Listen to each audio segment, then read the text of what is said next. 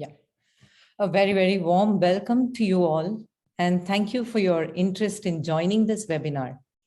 Today, we have a very special guest with us, and I'm thrilled to introduce him to all of you. But before that, let me tell you a little bit about our agenda today. Now, this webinar will be a useful reference for students considering their career options to join the Indian Armed Forces, and for those who are wondering if that is the right career path for them. Now, we will focus on the tools and skill sets required, along with career guidance required to join the Indian Armed Forces, which is one of the most respected and honorable career paths. Now, surprisingly, 86% of our viewers today who have enrolled are students who aspire to join the Indian Armed Forces. Now, this speaks volumes of the passion the Army has ignited in our youth today. I'm sure we all agree that every Indian citizen is proud of our armed forces and looks up to them with respect, irrespective of political or regional affiliations. And that is truly a strong unifying factor. It is important to note that the Indian Army is one of the largest voluntary armed forces and the fourth largest military in the world, with 14.2 million active personnel.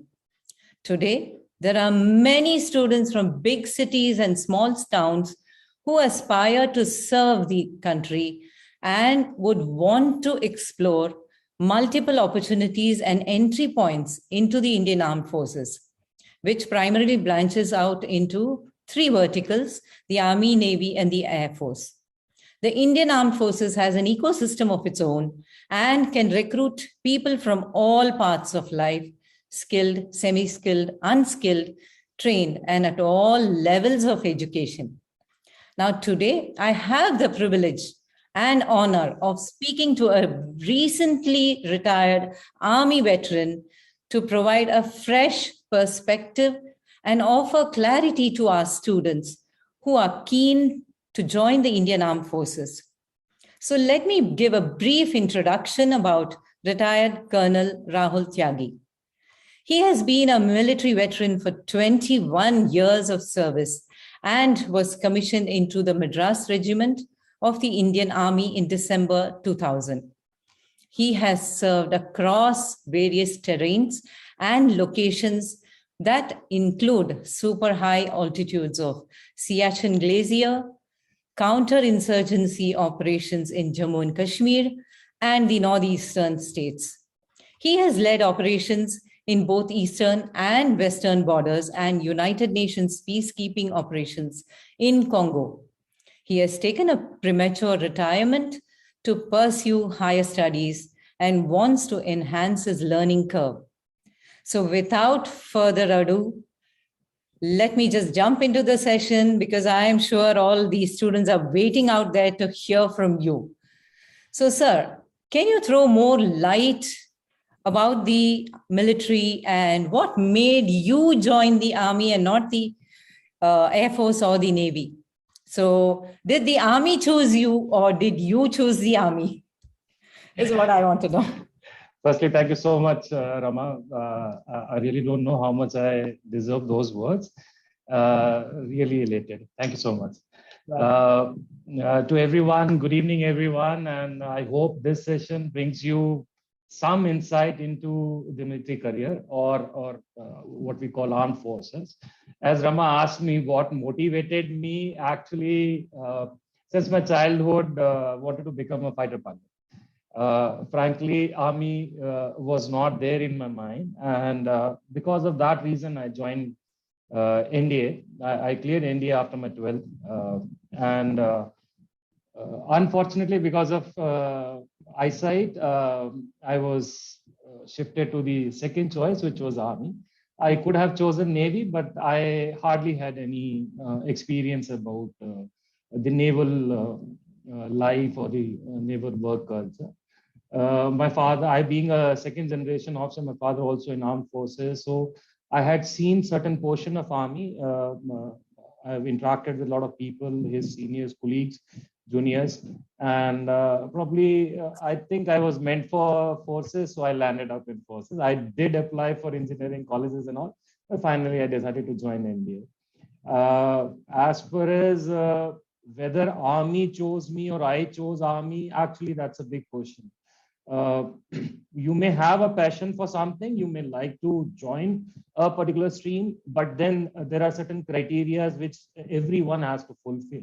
And that's why the recruitment process, or rather what everyone, most of you who had asked in your question, is the SSB and the entrance exam. You have to pass all of them. You can't just join. Means, frankly, the army chooses you. There's a particular standard. There's a particular standard in spite of having so much deficiency in the officer cadre of the, not only the army, Air Force, Navy as well. The selection process has not gone down. The standards have not been lowered because it has a bearing once you're commissioned, once you're an officer, it has a bearing on life and life of so many people which belongs to you. It means you are the one who's responsible for it. And that's why you cannot have someone who cannot foot the bill. And I was lucky. Means at that age, I was just 17 that time, and I never thought that probably I'll be able to come into army. And now when I look back, probably I had those things which I have seen in youngsters in my career, seen in seniors, and maybe that's what. So army chose me. I just applied for it, and probably I foot the bill. That's all. Okay, that's great to know that. So tell us more about your journey and how did it start? And as a student, how did you decide that this is the right career path ahead? Because many a times when I do counseling for students, they are all lost. They don't know which career path to choose. And, it takes a lot of guidance and hand-holding to really guide them in the right path. So I just want to know, how is it that you chose this career and you were successful and happy at the end of the day? Well, I was equally confused. Didn't know anything at that time. That time the technology was so it was not like as today that we are having a webinar and so many students are joining. That time there was hardly anything. And I was studying in KV school in Chandigarh, and the basic schooling happened there from 5th standard till 12th. And I was lucky that was closer to an Air Force base. Okay. I had my classmates whose parents were fighter pilot. I used to go to them, and I think it was in 6th standard, if I'm not wrong, 6th or 7th standard. I was passing through that the Air Force station, meeting one of my friends, and I saw the first Sukhoi standing there. It was a beautiful piece of machine, and I was amazed because I've seen number of MiGs and all, and helicopters and transport aircrafts, but that was one thing which actually caught my eye. And I stopped my cycle. I used to cycle to the school, and I just kept looking, and I was amazed. And I said, okay, this is what I want to fly. And that's how it came. And since 6th standard onwards, it was very clear that I wanted to become a fighter pilot. And unfortunately, you desire so many things in life, it doesn't happen. Right. But I was, frankly speaking, except this, I didn't know anything else. If this does not happen, if I don't get into NDA or Air Force Academy later on, frankly, at that time, I didn't even knew. I thought only the NDA is the route to go to Air Force. And become fighter pilot. Now I know that it was not so. The only source of information used to be the employment exchange newspaper, which used to come. It was, I think, every day or weekly it used to come. And in that, the UPSC exam and all those vacancies used to come. So that is how I landed. Frankly, by the 11th and 12th, like everyone else, I was studying for engineering. I had physics, chemistry, maths, and I was pretty okay with all those subjects. And but at the same time, the heart was here, so it happened. And yes, the journey was good.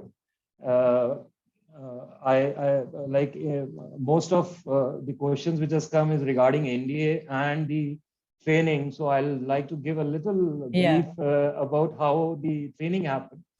Right. We were 113 officer cadets or the aspirants who went to the SSB. SSB is the Service Selection Board for all those who don't know. Primarily, you give an entrance exam, you clear the entrance exam, which is the written part, and then you are invited. All those who clear the bare minimum, they are invited for interview. And frankly speaking, the entrance, the people clearing the entrance is huge number. Means say if 10 lakh people are applying, then at least 1 lakh will clear the entrance, the written part. But the filtering happens at the SSB, and that is where nothing else is checked but only two things: your aptitude and your attitude. These are the two things, because your academics part has already been checked in the written exam. For those who are listening and who can comprehend this, please understand that the written portion is already checked. So the interview, and like when I reached there, 3 batches before me, every week there is a batch. So it starts from Monday until Friday, and 3 batches were washout. Washout means none were selected. Oh. Okay, so I can say out of 450, 60 people in the 3 batches before me, none was selected. My batch was little heavy. I should say we had people from good this thing. So we were about 130, out of which 13 were selected. 13 were selected in the Air Force, and 5 of them, I think, were selected for Army. It was in Dehradun. So it was a good feeling. Means absolutely. When you reach there, you see someone who's very smart, who's very confident. You think that this guy will make it. He doesn't make it, and somebody who's absolutely silent, who's just doing his job in that particular 5-6 days, he makes it. Because we must understand, and that's why I use these 2 words. And frankly speaking, I spoke before today's webinar to someone who was part of such kind of a selection board. Okay. And he himself said that there are only 2 things which are checked, and that is aptitude and attitude. Because the military will throw such kind of situations on you, life and death situations. Right. You have to make so many decisions. It is not corporate world that you're sitting in AC, you are sitting in your comfort zone, and then you have to take decision. No, it is not like that. Bullets are flying, shelling is happening, people are dying, you are seeing blood, and in that kind of a situation, you need to take decisions. And obviously at that young age, as a 17, 18 years old, or subsequently for CDS also for 20, 25 years old, that may not be inbuilt in him in that particular sense. Some people are able to take pressure, some people are not able to take pressure, and that is what is seen in those 5 days. Right. And a lot of people think that I didn't speak English good, I didn't speak Hindi good, or I wouldn't understand things. Right. I should no, that is not there. Frankly, it is the under pressure how a person can take, and there are tools for it, which are psychological tools which are used there. Okay. Certain training academies do train people and make them understand what kind of a test happens, and that can only polish you. But what you are individually cannot change. Like on ground, you have to take situational leadership roles, right? Absolutely. So like what I am inside means I am Rahul Tyagi. I cannot change. I can just polish few things with the training and with this thing. A lot of students have asked, can I develop OLQ qualities? OLQ is officer-like qualities for those who don't know. No one is born officer. Right. That's the place that the training academy is the place where it is taught. But the basic nature of an individual, the attitude, there should not be I have done this, I want to do this. There is no I in military forces, in army, aviation, air force, BSF, CRPF. There is nothing called I. We are we. All are we, and that's what is being checked there. So I was lucky. I landed and reached NDA. There was some student who had asked whether there is a ragging. If you are scared of ragging, My suggestion is please leave the webinar right now. Because you will be rogered, you will be had. Sorry for this. Yeah, sorry for that kind of, because you need to understand. That's why I use that word aptitude and attitude. Because that is what we are looking at. If you cannot take ragging, how will you take say if you are captured, and you the first slap you will vomit out everything, all the okay. See Abhinandan, okay, in that kind of a situation, that guy stood his mental. He was smiling. Means he's just saying tea is good. Imagine, means at that level he had that kind of a humor. Right. That is what we are looking at. We are not looking at people who are scared of ragging. And I can tell you 6 months in India, 3 years in India, there was hardly anything which was left. Okay. If you are thinking of ragging in that scenario, I can tell you right now, the first day in India, I landed at 10 o'clock in the night, and I met one officer who was very smartly dressed. He was a duty officer, but he was just taking rounds, and I met him. And that very moment, I was rolling on the ground. Okay. And next day morning, I had a shock of my life when I reached the washrooms, because there is no curtains. Wow. So please understand, everyone, if you are thinking that way, that your ragging is very big in colleges and all, imagine everyone is naked there. Everyone is same. There is no one who's different. And that goes for everyone. When I'm saying everyone, means gender also, gender equality. When you the women officers go, it's exactly the same.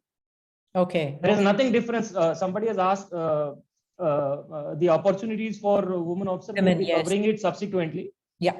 So that changed my perspective at all about army and the training part of it. Equality. From the perspective of those who want to know, the first 5 terms, we call it terms. So 2.5 years in India is primarily all Army, Air Force, Navy guys are together. And the last 6th term, which is called the specialization term, that is when you do basics of each of your respective, like Army guys goes to Army training team, the Air Force goes to this Air Force training team, and the Navy goes to Naval training team. And after passing out from India, you go to respective academies. The Army goes to Indian Military Academy, the Naval guys go to Indian Naval Academy, and Air Force guys go to Air Force Academy, which is in Hyderabad. So all of them separately goes to respective academies, and then they train there for 1 year. And that's why the India is considered one of the topmost, because you've been training for 4 years. That is the only place in Army, Air Force, or Navy where an individual, an officer, is being trained for 4 consecutive years. And then he becomes an officer. Okay. In between, if somebody is not good, I can tell you very, very frankly, there are people who commit suicide. They can't take they can't take the load. When I reached from India to IMA, recently one customer who had just joined after graduation, he committed suicide because he couldn't take the pressure. There is nothing in this world which you cannot take pressure. And that's why I'm emphasizing again and again, and that's why the filtering happens as SSB. Okay. That is the Service Selection Board, because you don't want someone who cannot take pressure. Okay.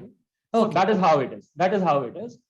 Yes, life after that has been equally the same. The only thing is the rogering has reduced a little bit, but when you reach unit, you have to prove yourself. You have to be, you are in constant eyes of all the Jawans, your JCOs, your Havaldars, everyone is watching you. And I can tell you very, very frankly, no one salutes you because of your rank.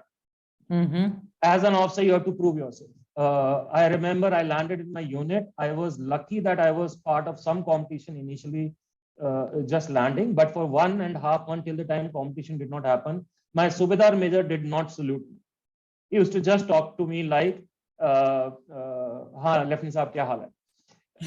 There was nothing else. He never saluted me. But after the competition, when I proved myself, I was physically fit, I could lead men. That's when the first time he saluted me, and he invited me for a cup of tea in his office. Oh, wow. He's a Subedar Major, means he is not even an officer. He's a junior commissioned officer. Okay. But with 28 to 29 years of service, that guy is God for all the boys. Okay, right. So Right. that is how it has been. I think those people who had asked certain questions about the training part of it and all, I think this much is more than enough to scare them. All those who want to run, they can run away right now. That's the I think disclaimer I all would of them like are to still give. there. So it looks Yeah, like so all if all of them are there, that means the yes, ghost is yes. alive. Yeah. So my next question would be, how often would you keep in touch with your family and friends back home? Because when it comes to deployment, I understand in lay terms that deployment refers to activities required to move the military personnel and materials from the home installation to a specified destination, right? So I think it takes an average of 6 to 12 months to do that, if I understand right. So for you and your family members, it means much more. So the preparations and personal needs that has to be taken care of at home before and during and after deployment. It's a whole lot of things. So how does all of that work? Okay. Firstly, I'll correct. It doesn't in army. It doesn't take 5 to 6 months. Okay. It is 1 month, 1 month notice, and you move in 2 days. Oh, wow. There are times when people get 10 days notice to move. Okay. So when we talk about deployment, we must understand that I'm talking from the infantry point of view, which is my arm, Okay. but mostly in army, almost similar in Air Force and Navy. Okay. So there is something called peace deployment and there's something called field deployment. When I say peace deployment is a place like Delhi, Hyderabad, Secunderabad, Trivandrum, Pune, Jhansi, Lucknow, these within the hinterland of India, which are not in a disturbed area. And the field postings are like Northeast, where you have in Northeast also there are certain places which are considered as peace locations because there is no insurgency. Okay. But if you're in thick of insurgency, that's called the field location. And similar manner in the north, in the Jammu and Kashmir. When I say Jammu and Kashmir, broadly divided into two parts. One is the valley, which you keep hearing on the news, which is basically the Srinagar Valley. Yeah. And the second is the South Kashmir, which is basically the Jammu Valley. Okay, so both of them up till Pathankot also there are field locations. Means certain units means depending upon the kind of equipment and weaponry you are having, that will subsequently cover in broadly. So the life in army is like one tenure in peace and one tenure in field. Okay. So it is all those who think that they can have a cushy life with family and friends. It is only during that 2 years or 3 years tenure in peace location. Thereafter, you are in field again. Okay. And it is across the board. It is across the board means no pardoning. And it is for boys also. It is for Jawans also. There are certain times when people have had 2 peace tenures together, but then subsequently they'll have 2 field tenures. So that kind of a balance is made. So invariably, anyone who lands up in army will definitely go to Northeast, will definitely go to JNK. And every 3 years. Oh, okay, okay. So the moment your 2 years are done, your clock is ticking.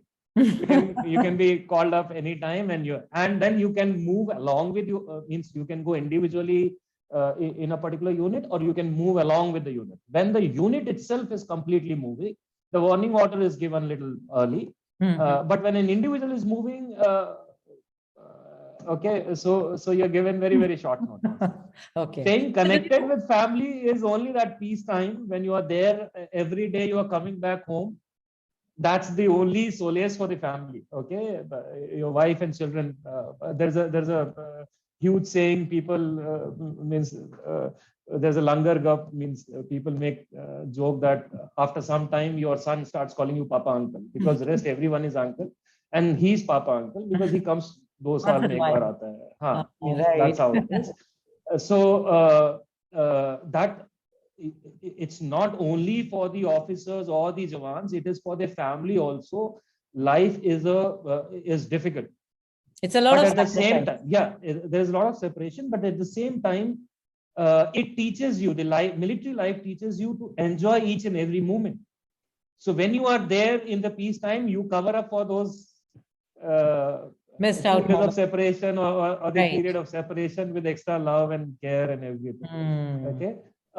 Connecting nowadays is very, very easy because most of the places in Northeast and JNK has mobile connections, and like we are connecting today on Zoom.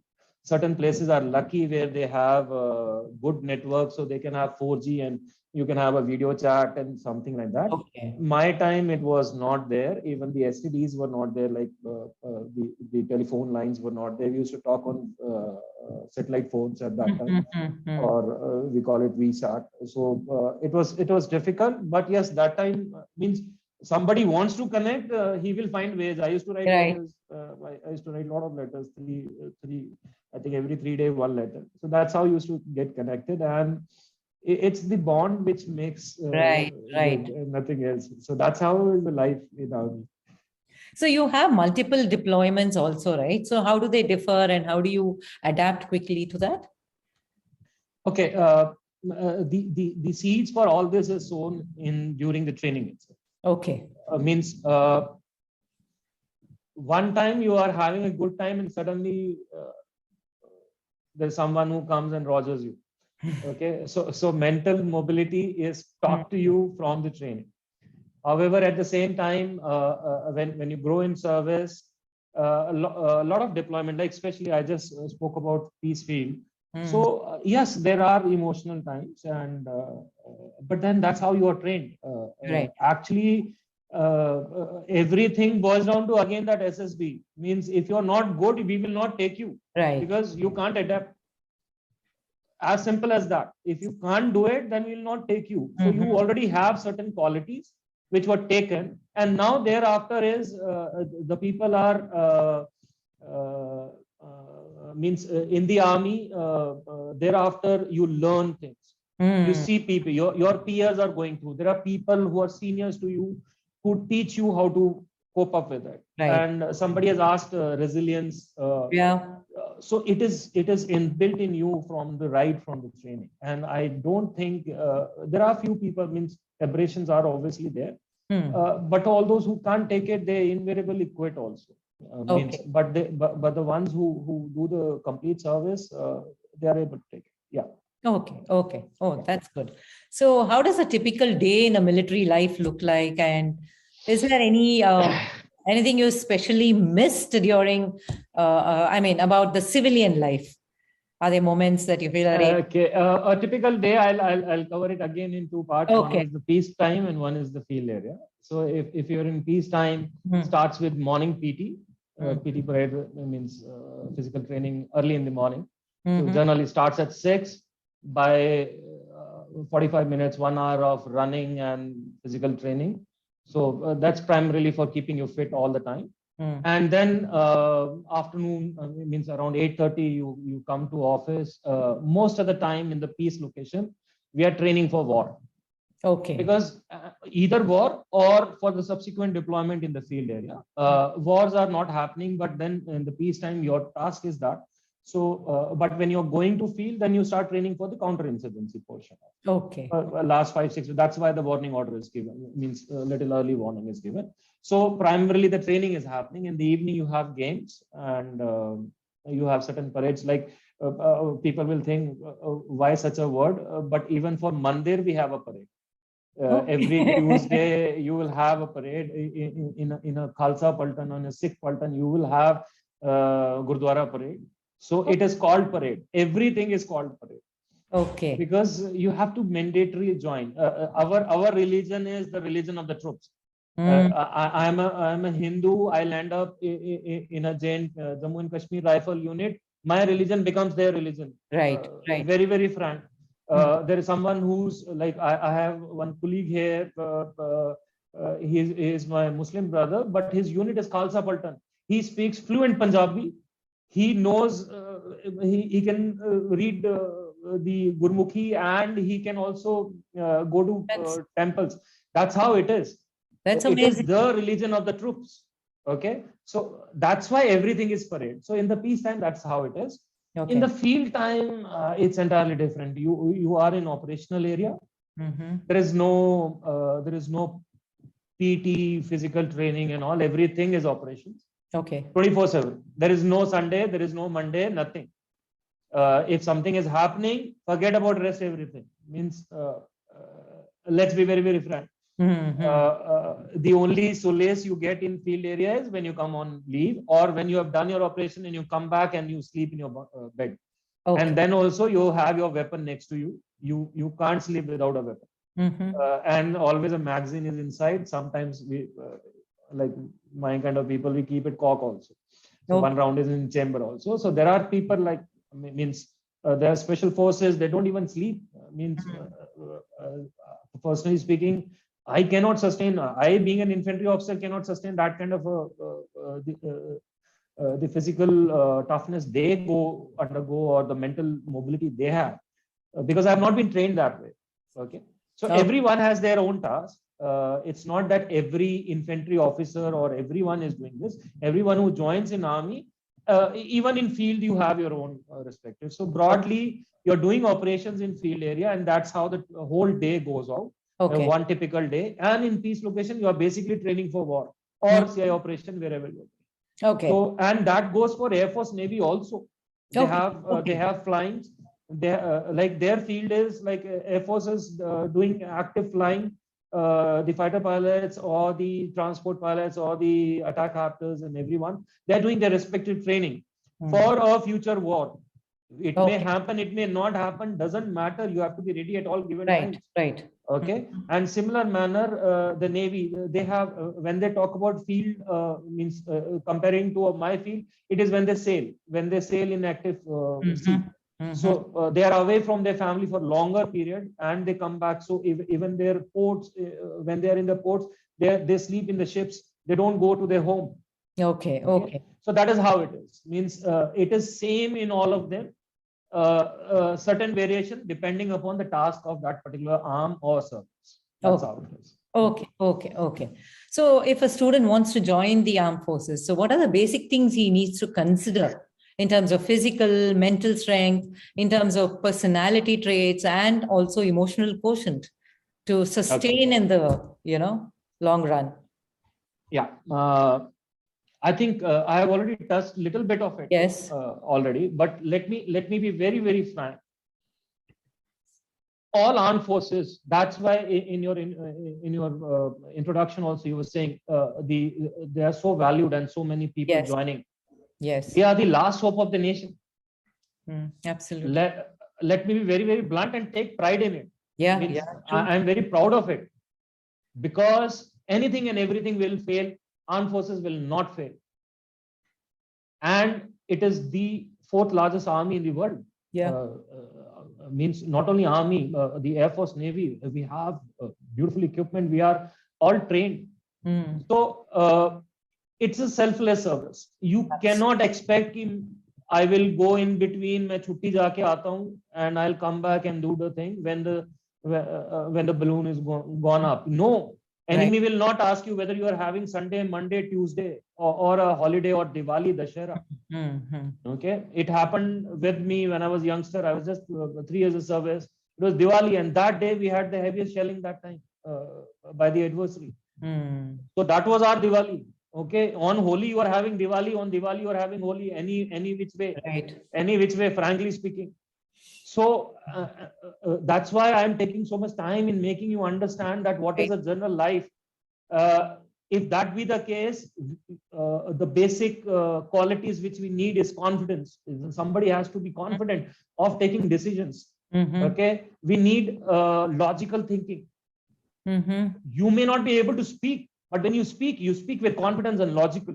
Right. Okay. We are looking at people with moral courage. Physical courage is a different thing altogether. Moral courage is entirely different. Right. In times of dilemma, when you have two different kind of thing, and always the easier way is the worst way. So you should have that moral courage to take the harder decision. Tougher part. When we talk about physical courage, you should be able, like a lot of people have asked in the SSB, the physical portion, even Yes. in the question, how do I physically train? You be physically fit, that's all. But you should not be scared. I may have good physique and everything, but I'm scared to go on the rope. In spite of my good physique and all, then I am not worth army or Navy or Air Force. Right. Okay. Anyone and everyone can be physically fit when you feel you are physically fit. There is no, you will always find someone who's fitter than you. You will always find someone who's not fitter than you. Yeah, yeah, true. Okay. So that's the task in the training academy. When we select that kind of a material, we cast it into that kind of a officer who can actually lead his boys. You have to lead your boys, and that's why the physical fitness portion in the service selection board is not equivalent to, or the criteria are not as difficult as for the entry of a journey, that is a Jawan. Okay. Because their recruiting process is entirely different. We are looking at moral courage. We are looking at officers. We are looking at Ghoda. We are not looking at Gada. Okay, that who can just run. Means he can't do anything else. Okay? Right. So we are looking at moral courage. We are looking at honesty. There are people who have been influenced by someone, or who would have asked someone, "Kaise hoga interview mein, kya hoga?" So they try to pose who they are not. Like I was in the afternoon only watching that roadies interview of someone who was posing. He's from village, but he was from he was thinking probably he'll get selected and he'll win the competition. Okay. You can't pose someone else. You have to be who you are, to yourself. And if you have those qualities, there are certain qualities which are inbuilt in you because of your upbringing, where you are studying, what is the friend circle you are having, what kind of a competition or the education standard you are having. There are certain things, your teacher's quality, everything molds you in a particular manner, your thinking process. Whether you are from village, whether you are from town, whether you are from any other place, these things will not change. Your upbringing, your environment, wherever you are, if you have, because I don't think anyone else teaches you dishonesty. I don't think any school in whether it is village or mid-town or bigger town, any teacher will say, okay, jhoot bolo. Nahi. So those kind of a thing is there. And in the family also, you have those values instilled. So these are something which no one can develop. And these are the officer-like qualities which somebody has asked. Right. In addition to that, there are certain things which you can improve upon, like public speaking, like confident, the postures, there's physical fitness. You can improve upon that. There are a number of ways and means. There are academies who are doing fantastic job to mold people to that particular thing. Okay. A lot of people join there. If people want, they can actually Google it. There are so many of them. Run by ex-military officers, run by officers who are part of service selection board, who had been there. Like I can tell you very, very frankly, when I joined NDA for 10 days, I also attended Minerva Academy in Chandigarh. Because I didn't knew anything about what is going to happen in those 5-6 days. Right. I was absolutely, I just knew interviewer. I didn't knew ki interview mein hota kya. So just to know what is there, I went there. But I never changed myself. And the issue comes up is when people change themselves, because unko ye lagta hai ki this is what is the army is looking at. I should portray like this. No, you cannot change your basic self. Right? Yes. So they mask themselves. And that is, that's exactly what I said, that SSB, why it is a filter is, no matter what you do, let me be very, very frank and blunt, no matter what you do, if you don't have those qualities and you are posing to have them, they will filter you out. And that's why people think, yaar, main wo last day mein bahar ho gaya, matlab ro raha hai. Right. Because he either tried to portray someone else, or he had not reached that level. Maybe at that age, or he was not that clear in his mind. Karna kya hai zindagi mein. So that is how it is. So this is what everyone should understand. And this is what everyone should build upon. There are certain qualities which you have, and which are inbuilt. You cannot develop them. You can polish them, definitely. Right. Okay. There are certain things which you can learn. Somebody was asking Hindi or English. In my batch, like I just spoke about, we were 18 of us who were selected. There were 2 guys who spoke purely in Hindi. During the complete interview, the moment he sat down, he told the officer, sir, English less, something like that. And he said, I can speak Hindi. And he spoke in Hindi and made it. There are two of them. And they are my batchmates now. So just to keep everyone on the, yes, just to keep everyone on this thing, there are 15 qualities which the service selection board looks after. Means somebody has asked, it's a subject in itself. So I'll just broadly tell you a few of them. I've already told. We're looking at courage, moral courage, selfless service, honesty, integrity, loyalty. We're looking at confidence. We're looking at logical mind. So all these again boil down to two categories. One is aptitude, one is attitude. And they cannot be like I was speaking to one of the colleague who actually told me about certain things about SSB. He said that there are 4 names he took: Amitabh Bachchan, Shah Rukh Khan, Abdul Kalam, and I'm forgetting one more. Raj Babbar. Okay, all of them applied for SSB, never made it, but they are successful outside. What I'm trying to say is those 15 qualities are required for an officer. That does not mean you are not good.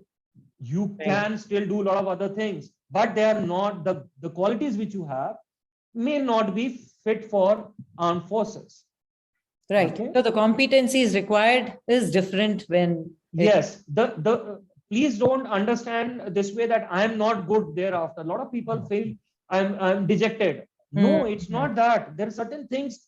That's why I made that statement. There are certain things which are inbuilt in you. There are certain things which you can develop. Polished, If those things are not there, that does not mean that you are not good. You are probably excellent. Like these 4 names which I have taken, they are the celebrities of India. Right. We swear about by their names. They are good for a different field. Yeah, but then something which is required for the military service is not.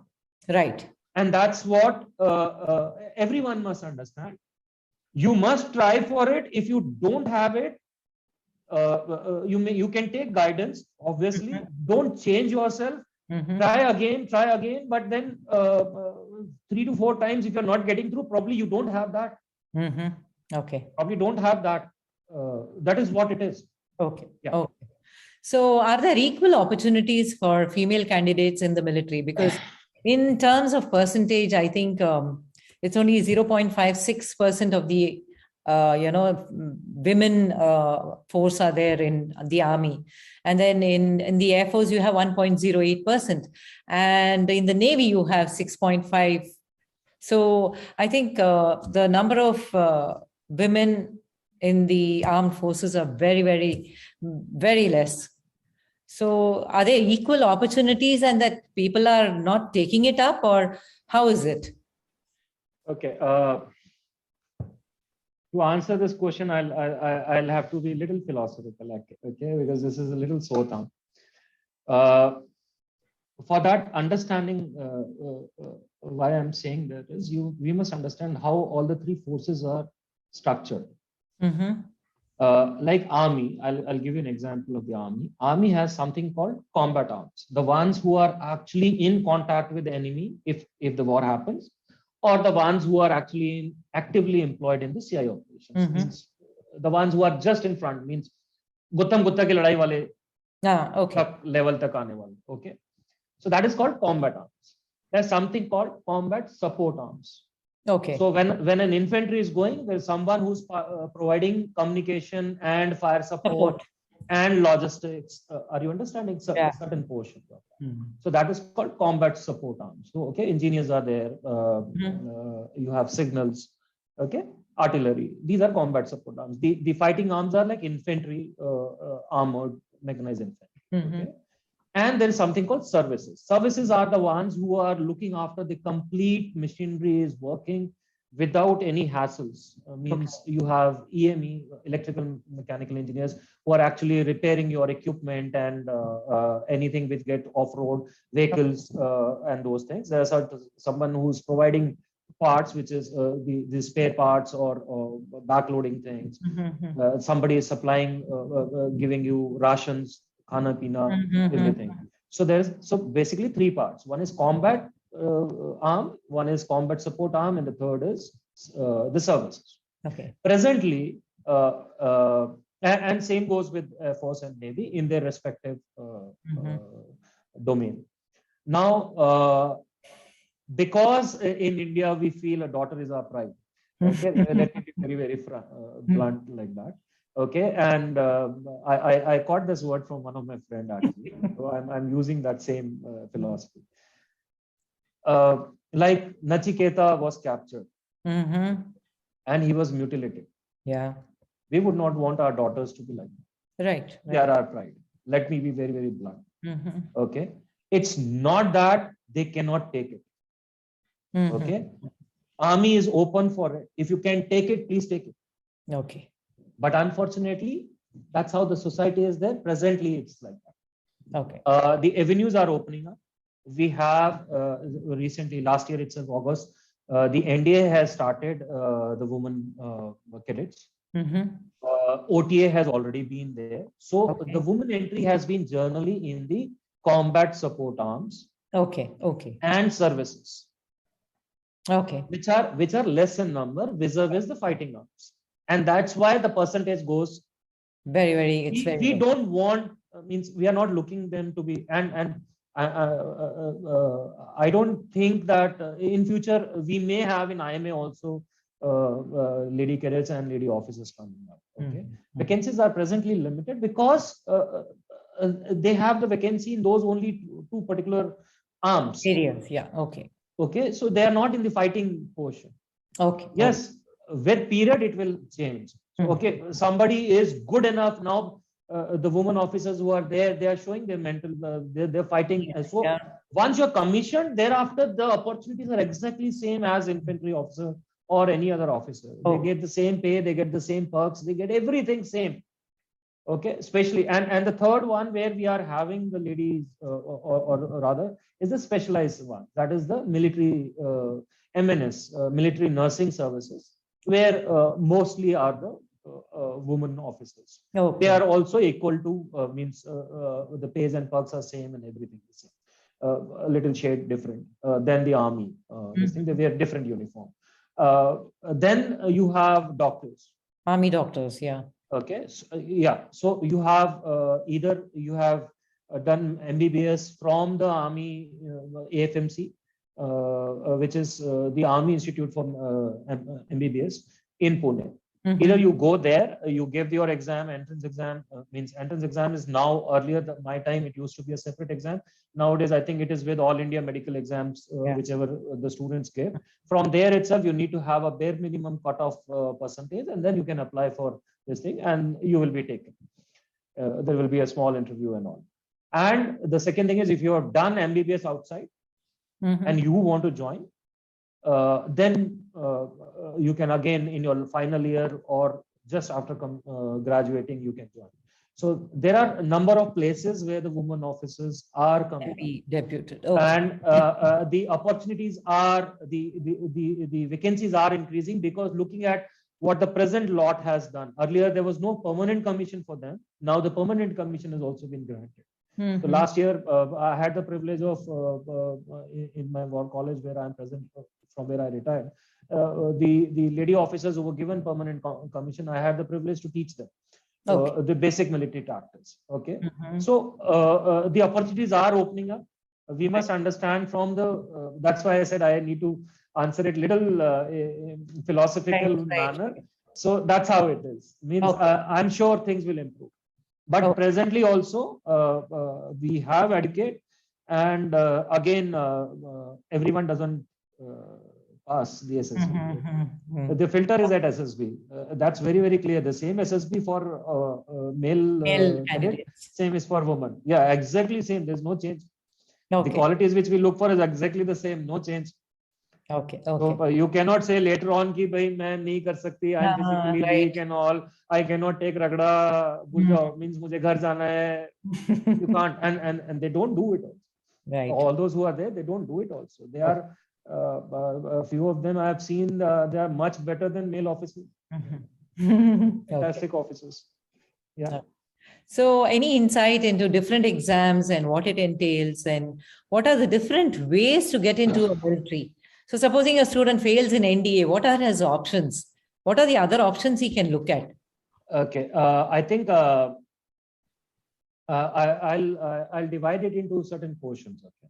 So broadly, the commission officers, I'm not talking about the soldiers. That's a recruiting part. That's a separate subject altogether. I'll not touch about because the audience, as I understand, is more interested in officer cadre. Yes, correct.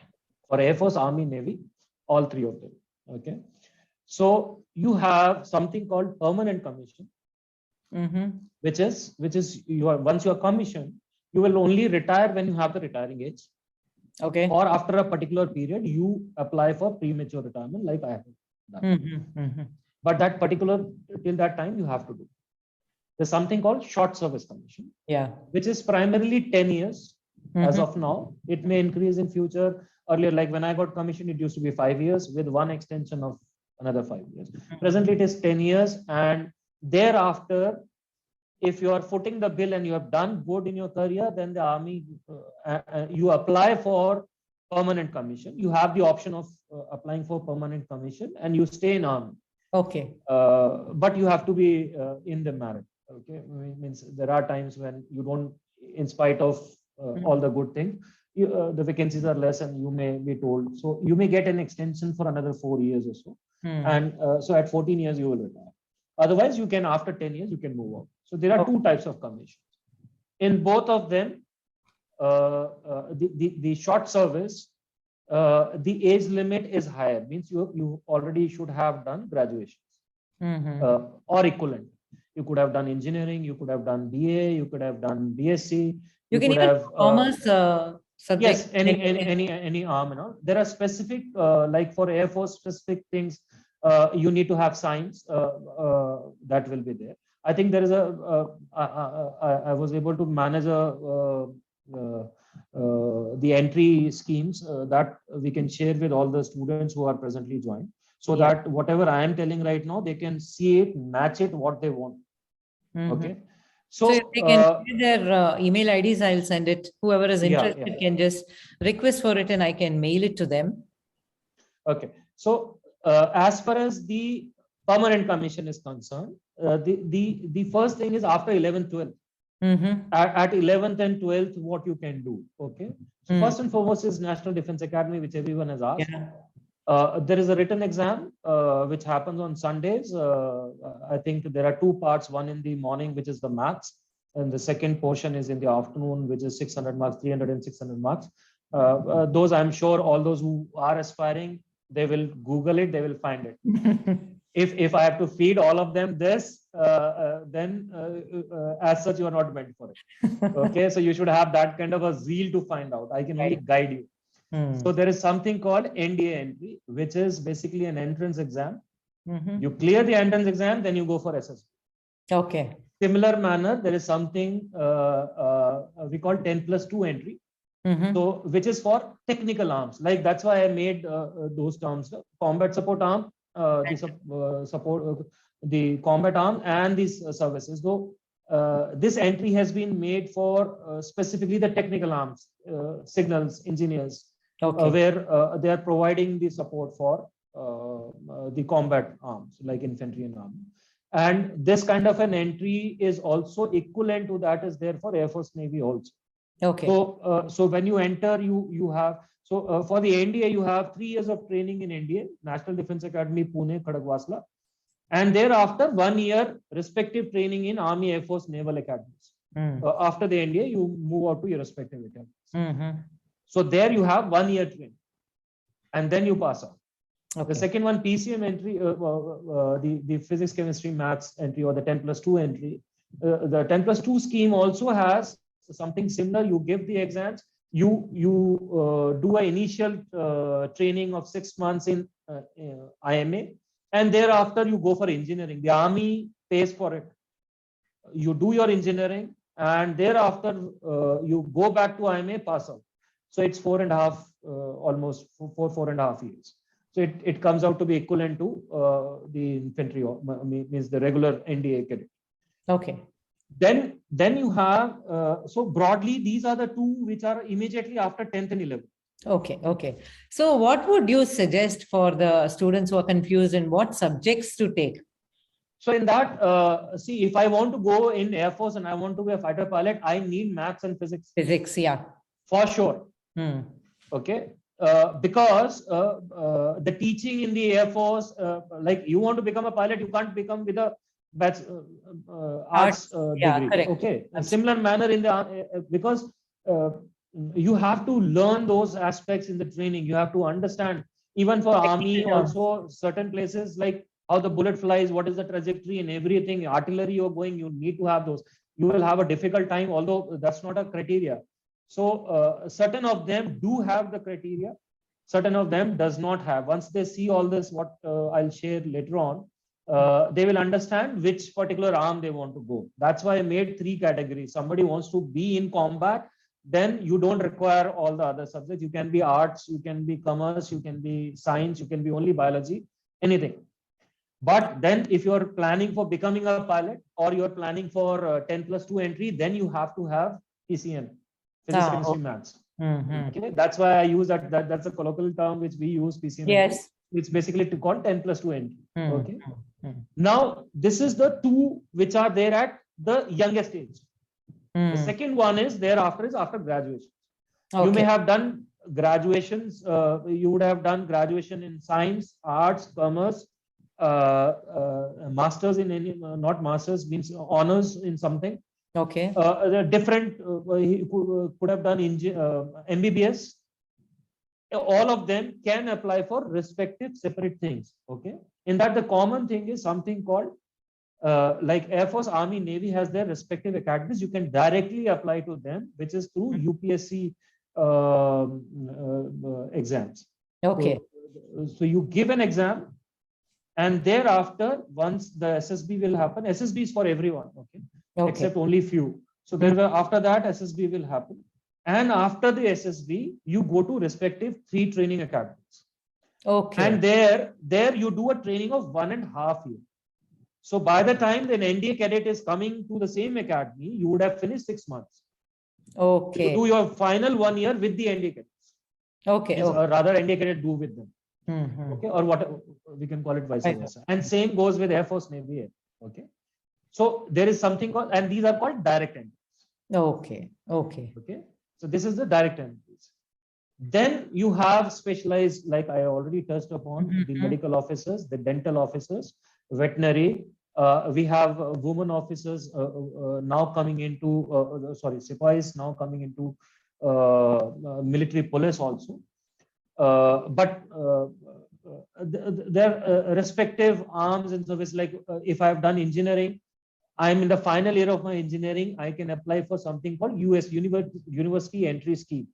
Okay. So in that scheme, your last final year, you are doing engineering and you apply for going into army. So what will happen is there will be an interview directly. You may not have to give the entrance exam at this stage. Okay. So these one specialized one, you don't have to. Like for MBBS also, you don't have to give an exam. Yeah. Okay. So based on your marks in your graduation, you are called. So there is a cutoff.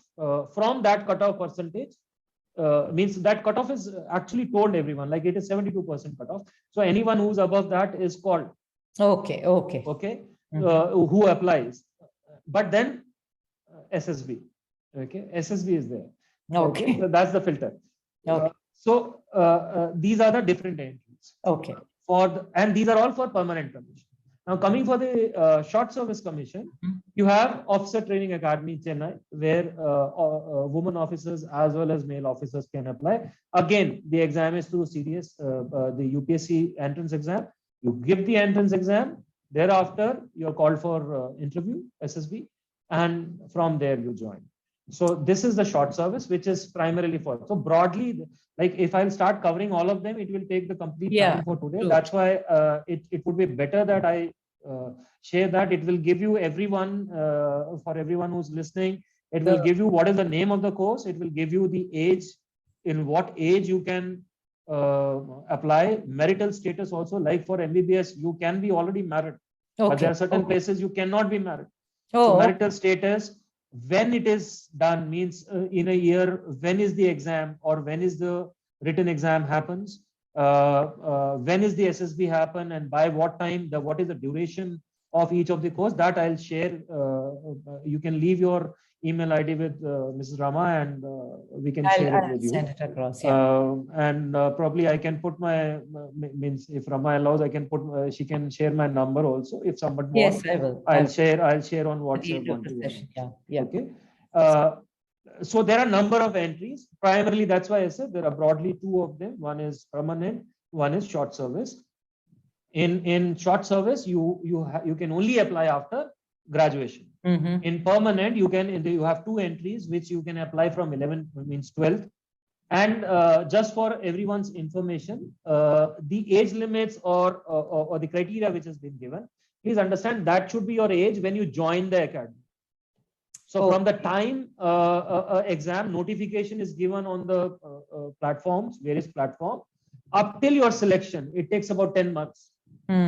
So the notification is given, you are applying for exam, your written exam takes place 1 to 2 months, they take out the result. From that, you take out you're called for interview. After interview, a merit is made. Even if you have cleared the interview and you're not putting in the merit, you may not join. And thereafter you're joining. So it's very, very clearly specified in the exam when you're in the forms, when you're applying, what should be your age before this date. Okay, so go as per that. That is one. So 10 months. So that's why somebody has asked, can I apply in 12th? Can I apply in the last year of? Yes, you can. Because by the time you are joining, you would have finished. Right. And the age limits are already given in that. Like 16.5 to 19 is what is the age for NDA. Same goes for 10 plus 2, 24, 25 is for direct entry. So everything is given. We'll share that. Okay, fine. Yeah. And if somebody has a poor eyesight, can they join the Air Force? And also any, somebody is overweight. So what is the criteria for, joining the... Okay. I'm the live example. I know. I had eyesight and I don't wear specs till date. But mine was 0.25. Just because of 0.25, I did not join it. Okay. I was not even taken.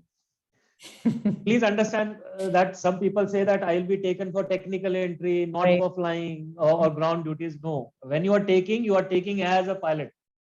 You don't clear the exams during the training or something, then you land up in the ground duties or other duties. Okay. So I'm the live example. I can tell you very, very frankly. And for Air Force, you cannot join with the eyesight. There are certain entries for which, yes. And that is given in the forms. When you see the form, everyone you can download the form from the various sites. For the Army, you can join from the Army official website, similar for Air Force and Navy. And in that, the entry schemes are there. The one which I'll share is also from there. Okay. It's only that it is compiled in one particular place. So yes, for this thing, you cannot. For the eyesight, a lot of people are, I think, putting my height is this much. Yeah, the height and weight. Physical criteria, girls for Northeast. Everything, like I can tell you, one of my course mate who's an Air Force guy, he is 5 feet 3 inches. Okay. And he's a male officer. Okay. So I have seen people shorter also, means the woman officer, not the male officer. The male officers, I think he's the shorter. And he's a combat fighter pilot, right? One of the best, creme de la creme. So there is a particular limit which is already laid down. The criteria is laid down. And that will happen once you have decided which academy you want to go, which stream you want to go. Based on that, search for that on Google, in the website itself, official website. It will have all the criteria. Okay. It will have the criteria of height, weight, chest. Okay. Now, as someone is overweight, immediately after the SSB, immediately after this, you are not allowed to go home. You are selected, like 13 of us were selected and 4 more for Army. The Army people were sent immediately for Allahabad for Army medicals, and Air Force were sent, the guys were sent from Dehradun to, so immediately along with the SSB, the medical happens. Okay. And if you have some issues, you are given a temporary rejection for something which can be improved. Okay. Like I was given overweight. That's why I'm saying I was given overweight. Okay. I was given heart murmur. These were the two things which were given.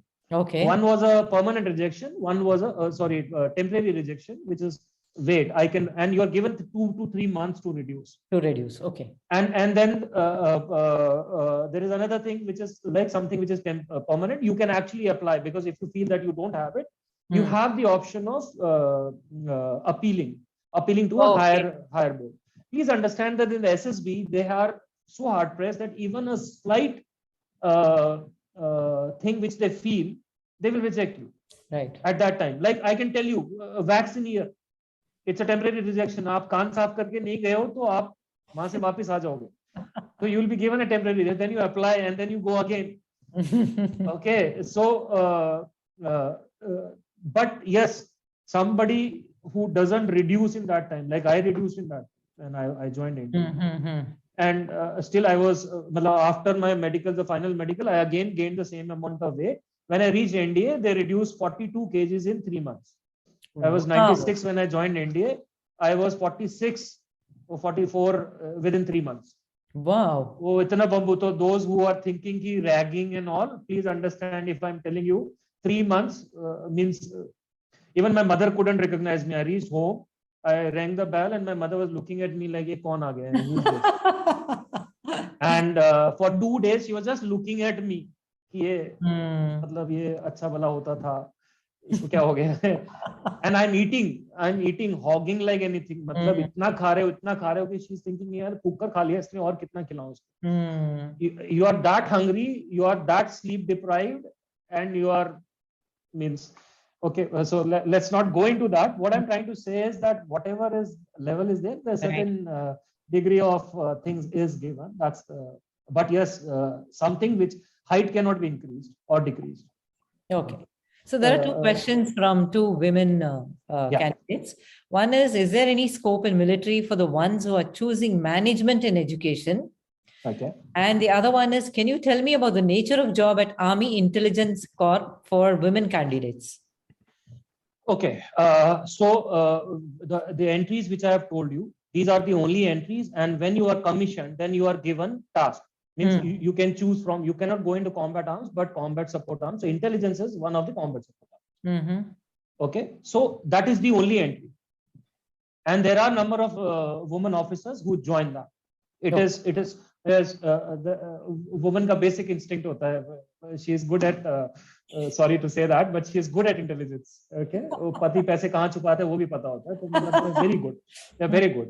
And they are able to cultivate good sources. So this is one place where they are actually flourishing very well. They excel.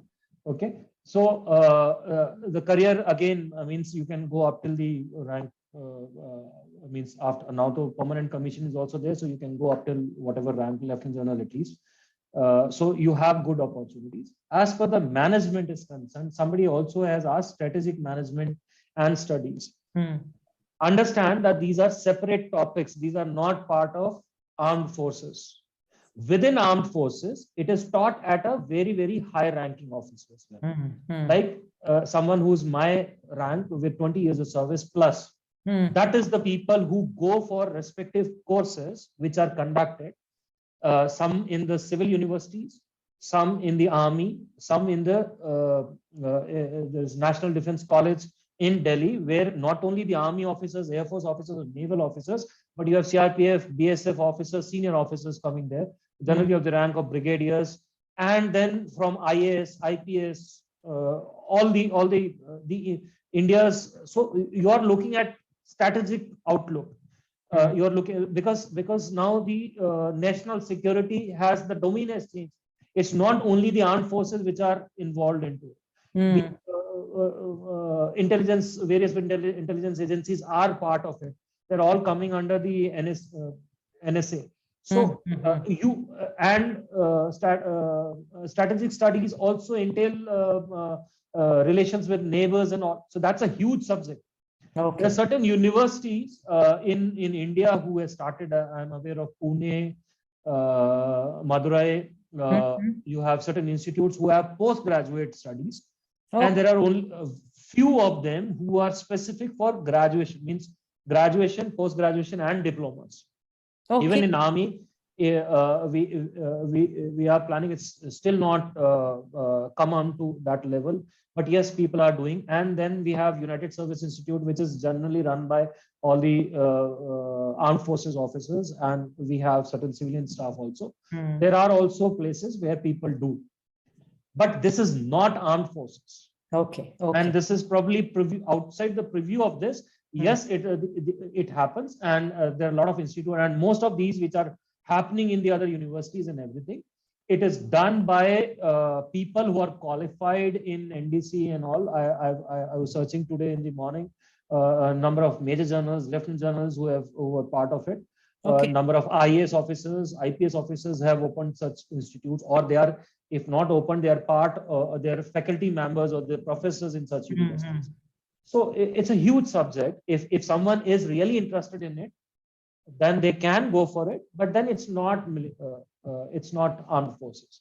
Within the armed forces, we do have our own teachings, various courses, where we gradually with service we teach strategic thinking. Yeah. Okay. So is there any special entry for girls having NCC background? Yes, NCC is something called, we have C certificates. Like you, we have NCC battalions, generally run by a core team of military people. You will have a army colonel as a commanding officer. You will have certain instructors, and you have various things which you have done. So there are certain certificates which you get in the NCC. The C certificate is mandatory, and in that you should have minimum of Bravo. Okay. And then you don't have to give the UPSC exam. You don't have to give the written exam, but SSB same. Okay. And the entries are also same. Sorry, not IMA, the OTA and the other which we have just spoken. So that helps you for what. In addition, it helps you is because you have gone through certain kind of training. Where your core team is from that. You have already those qualities which we spoke about. Right. You already have started nurturing them, and you are a shade better than others. Right. But it does not mean that if you don't have the basics, those 15 qualities, just by going in NCC, you will clear SSB. No. Okay. So that's good for the scouts and the guides as well, right? Absolutely. So NCC scouts and guides are school level. So NCC is generally, So even in that, there's so many of them who do. So if you have not been part of RD parade, or if you have not done something great, or best student or best cadet, the chances are less. Okay. But yes, on your own, if you give as an NCC cadet, you have not got a C certificate, but you have been at Bravo or any other certificate, you can actually give the exam, and you have that because you have undergone that kind of a life to a certain extent. So I will not say that you have actually gone through it. You have seen a little bit of it, and then you do know few things. So that helps. Yeah. Okay. Another question here is, I have a few friends in the armed forces as officers, along with their parents, a few recommending me to choose my MNC job over my passion for forces. So what is the reason for this discouraging advice? Okay, I may first ask how old you are, Garg, Smiley Garg, I think. I think that's his name. So you are 23. Okay, you are 23. Okay, so you are too young to understand that what your parents understand and what we spoke in the starting. Yeah. Okay, let me be very, very frank. Accidents road par bhi hote. People die in road also. But when you are in army, you are in more contact with certain. That does not mean you are trained that well that nothing will happen to you. But the chances, obviously, if you see probability wise, are more in military forces, and probably the parents are concerned about your safety and security. Okay. And probably your future or whatever. At the same time, if you have a passion for army forces, I don't think your parents will stop you. Let me be very, very frank. I had one officer in my own unit. He was the only son. Father was a police officer, died in Naxalite shootout, or means martyr. And mother did not want him to join army. He left his house for 1.5 years Finally, his mother gave up and he joined. And he joined as a OTA cadet. And he is my own unit. So when we talk about passion, then don't use the word passion just for saying it. Okay, so passion has to be there.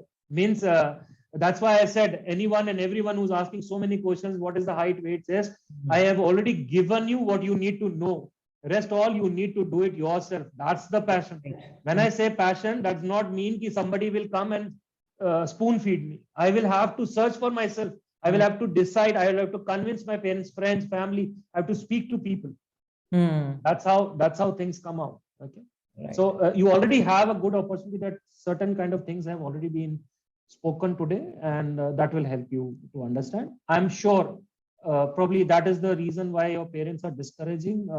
But at the same time, I can be, let's be very, very frank. The number of deaths in accidents are much higher than what happens in armed forces. So typically, what is the lifespan of this career? Okay, so you retire at a particular age, okay? And I'll give you example with the military. So if you're a colonel, if you reach the rank of colonel, you retire at 54, 54 years of age. It's not 68. But then you have an option of taking a re-employment. So you can take as a colonel, you can take it to 4 more years. So you retire at 58. Till 58, all the lieutenant generals will also, major generals, lieutenant generals will also retire. If you are becoming chief of army, like General Naravne, so then you get another up till 60. Okay, so that is how it is, like equivalent to all government employees. So if I'm an NDA, like I joined at NDA at I was 17 and a half. I got commissioned at 21 and a half. So I would have retired in 2032. True. Okay, so I took a premature retirement about 10 years in advance. Right. So there is a basic minimum amount of service after which you are. So these are about the pays and perks of military forces. So there are certain service after which you are entitled pension. So 20 years is a basic minimum for a permanent commissioned officer. Okay. So I have finished 20 years last year. I applied last year and so I have got, that's why 21 years and a half. There are certain of my course mates who left a little early and they are doing MBA. I also intend to do MBA. So that's how I have come. Okay. However, so this is how with the rank it increases. So anyone and everyone who joins army as an officer will retire at 54. If he's getting promoted, then that's, every promotion 2 years are added. Till a cap of 60. Okay. So that's how it is. So this is the span of a career. And in that you will have generally around 32, 33 years. So it is based on age. So earlier you join, the longer you serve. Okay. And that's why the NDA entry is the hot cake. Because you join at 16 and a half. Right, 16, yeah. Yeah. That's true. So that's how it is. Okay. So can you, before we wind up, so can you share one unique experience that after joining the Indian Armed Forces that has made a very great impact on you? It's I know you'll have many, but difficult. Anything that first comes to your mind. Okay. I'll try and bring something from my early service. Okay. Everyone, like a lot of students are also passion and all. I was also full of josh. Sab kuch kar dunga and all. So my first field posting, I've done in peace and we were doing well, training and everything is fine. The first time when you see bullets flying. Okay. So my first field, and I remember there was one incident.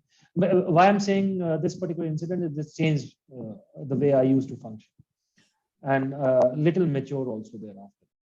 So there were particular place where I was sent for an ambush, and I was supposed to be out for 7 days. We were in my exuberance and all. We did not carry that kind of stuff along with us to sustain us for any eventuality thereafter. So we were self-sustained for 7 days and we went there. And novels बहुत पढ़ते हो आप लोग ना, तो हम लोगों को आदत पड़ जाती है कि 007 बन जाएंगे. James Bond.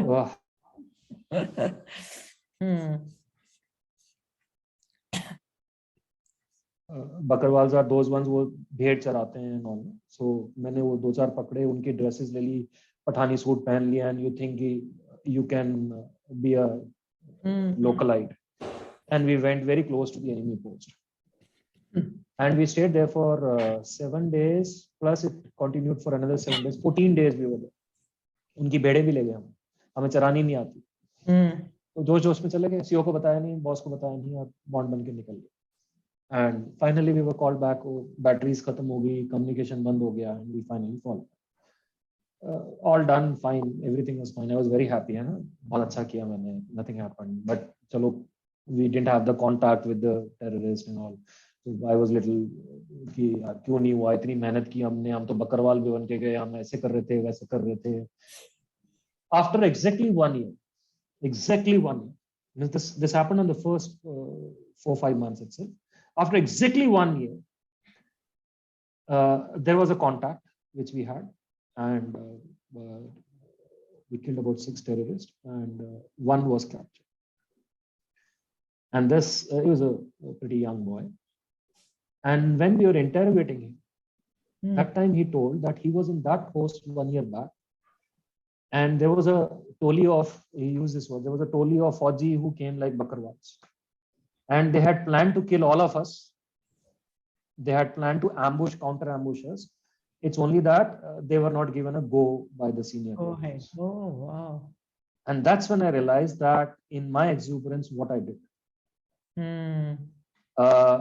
You have to be lucky, frankly speaking.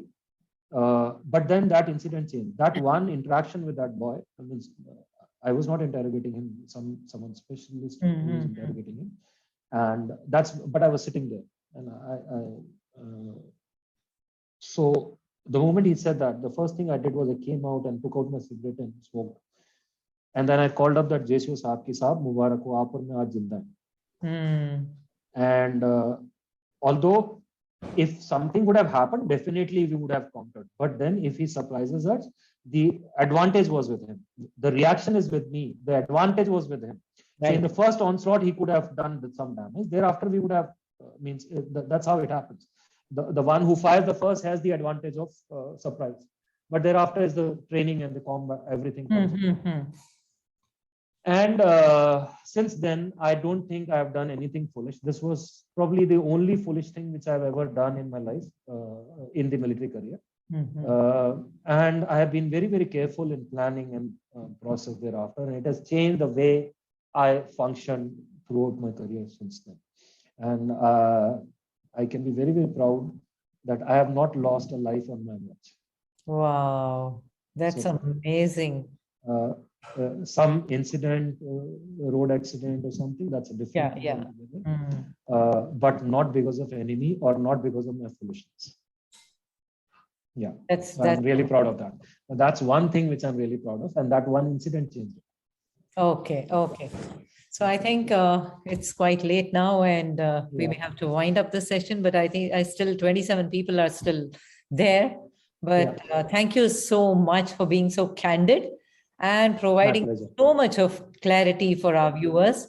So what I gather is joining the Indian Armed Forces instills a value of discipline in people's life, creates unity in diversity in the truest sense, and builds strong friendships, inculcates selflessness and sacrificing nature, and one can truly, truly understand the meaning of patriotism. So I am sure that youngsters today are truly inspired and motivated with your speech and know exactly what a life in the armed forces entails. So I speak on behalf of everyone out here when I say that we are indebted and filled with gratitude to the Indian Armed Forces, because of whom we are able to sleep peacefully in the night. So once again, a huge, huge thanks for your valuable time, words of wisdom, and the advice you have given us today. I am sure there is a lot of takeaway for the youngsters today at the end of the session. And anybody who has any other further queries, you can reach out to Colonel Rahul Tyagi. I shall put it on the chat box. And please share the mail IDs through mail so that it'll be easier, because once the Zoom call ends, I won't have your mail IDs. So kindly mail it to me and I shall share the document that he had just mentioned. So thank you so much, Colonel Rahul Tyagi, and Jai Hind. People still don't want to leave. Thank you so much, Rama. Really instilled that. I hope I've been able to motivate a few. That was my sole aim when I spoke to you. And right, someone worthy of armed forces out of these 36, 37 who joined is able to join armed forces. It will be my pleasure, and it would be probably my definitely toward my forces. Definitely. And if you have the zeal, then there is sky is the limit. Absolutely. I believe that too. That's how it is. There's one thing probably which we have not been able to cover was a lot of people wanted to know about the SSB. I'm not an expert in the service selection board, how it happens, but broadly there's 5 days. First day is the screening, and thereafter 3 days is your interview as well as the ground test, and the final day is the conference. This is the broadly 5 days, and thereafter, if you make it, you go for the medicals, as I spoke. There is a very dear friend of mine who has made a video recently in one of the schools. I'll share the link with you, and probably that can also be shared along with this, so that all those who are looking for what happens in SSB and how it happens, they can listen to it. It's on YouTube. I'll share the link. Sure. Thank you so much, sir. So my pleasure. Yeah, thank you. Take care. Bye-bye, everyone. Yeah, bye. Have a good day.